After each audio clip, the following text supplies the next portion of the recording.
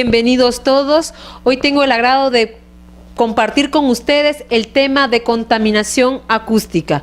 Yo sé que en momentos en todos nos ha pasado que hemos sentido como un silbido en nuestro oído y a veces una alarma en cada uno de nosotros. Inicialmente, estos daños producidos por la exposición de algunos factores que afectan también o que son permanentes y afectan nuestro medio natural en donde estamos desarrollándonos.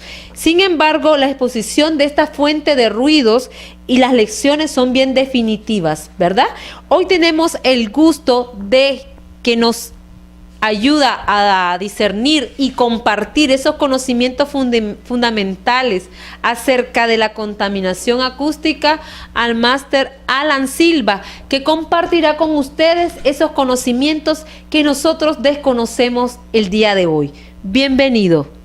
Gracias, Ingrid, por invitarme, ¿verdad?, a conversar un poco acerca de este tema que actualmente cobra mucha importancia. Ya veremos, vamos a hablar de por qué está cobrando importancia la contaminación acústica.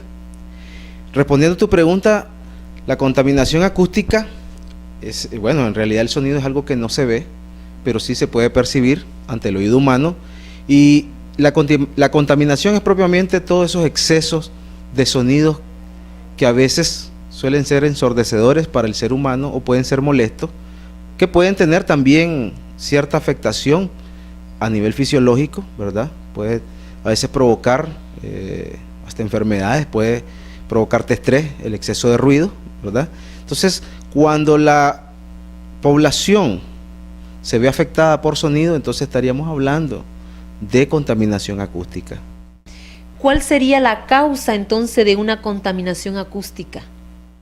En la zona urbana, Ingrid, se producen más ruidos que en la zona rural.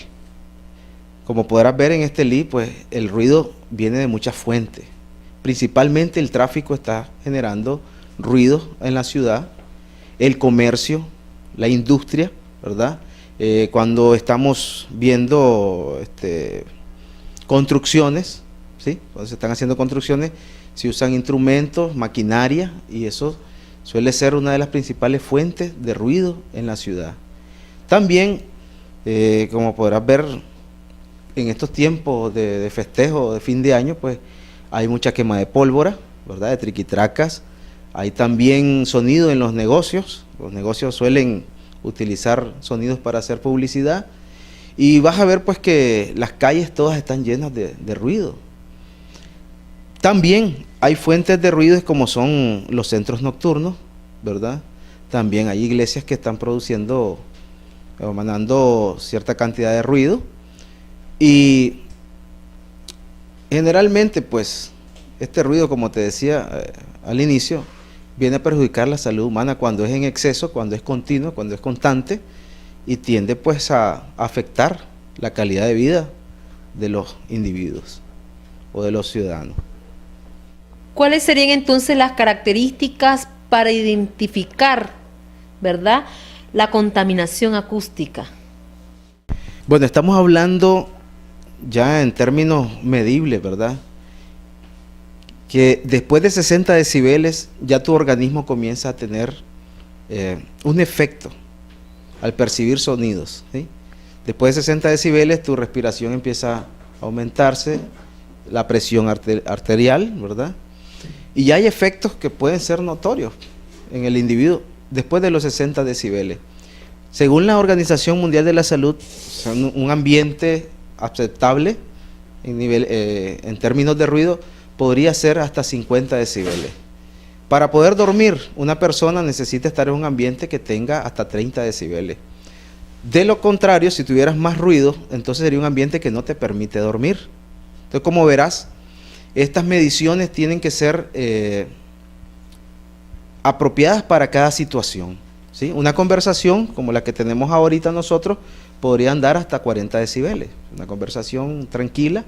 Claro, una discusión, o si ya ves a un hombre podando con una máquina, con un motor, con una motosierra, ya son decibeles que empiezan a afectarte, ¿no?, de alguna manera.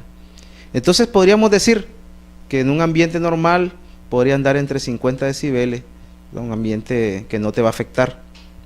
Aunque hay que tener en cuenta también que el ruido, si persevera, empieza a hacerte daño, ¿sí? Entonces, hay una clasificación de sonidos que pueden ser continuos, ¿verdad? Pueden ser sonidos también intermitentes, y hay unos que pueden ser,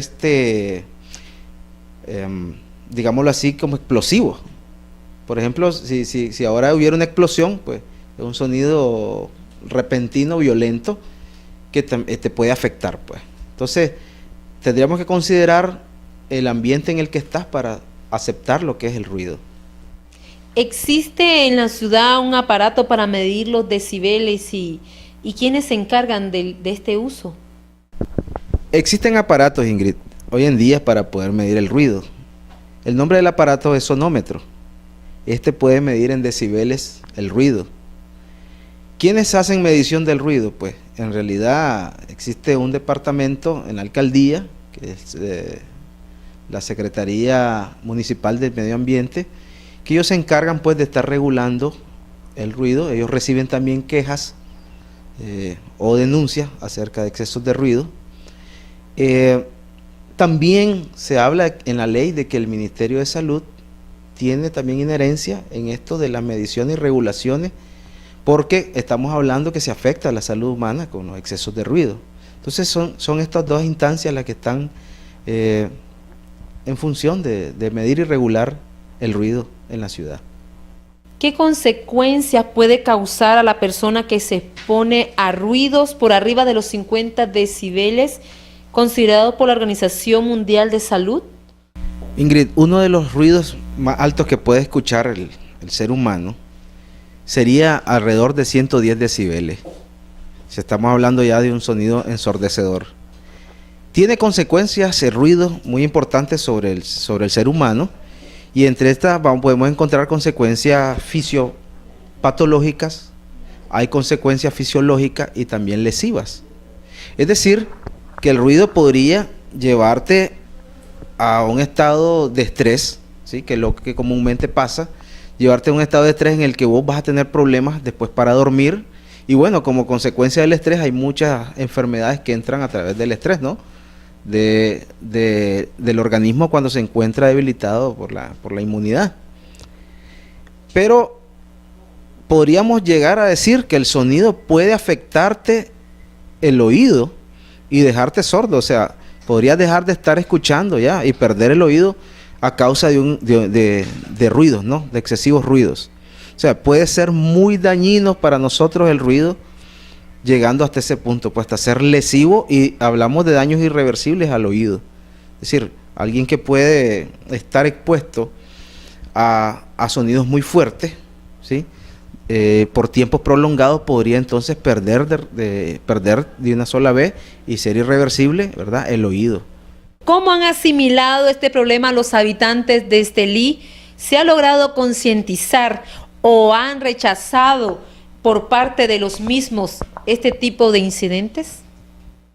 Bueno, en Estelí, y no solo en Estelí, ¿verdad? No por qué enmarcarse en todo Estelí, sino que en toda Nicaragua y los demás países centroamericanos, pues a nosotros nos tildan de tener una cultura de ser ruidosos, de vivir en ruido, ¿sí?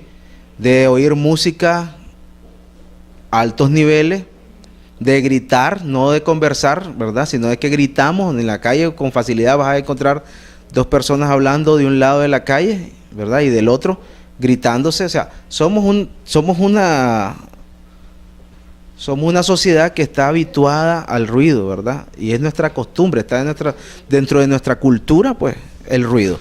Sí, pero realmente nosotros debemos tener conciencia de que el ruido, o sea, está afectando la calidad de vida de los ciudadanos, ¿verdad? Estamos hablando también que existen hospitales, hay personas que descansan, que trabajan de tarde, de noche, perdón, y necesitan descansar durante el día. Entonces creo que esta conciencia tiene que ir creciendo, porque el ruido en realidad sí afecta la calidad de vida, y como lo hemos discutido, está afectando también a nivel fisiológico, ¿verdad?, generando estrés, y esto pues complica luego la salud de la gente.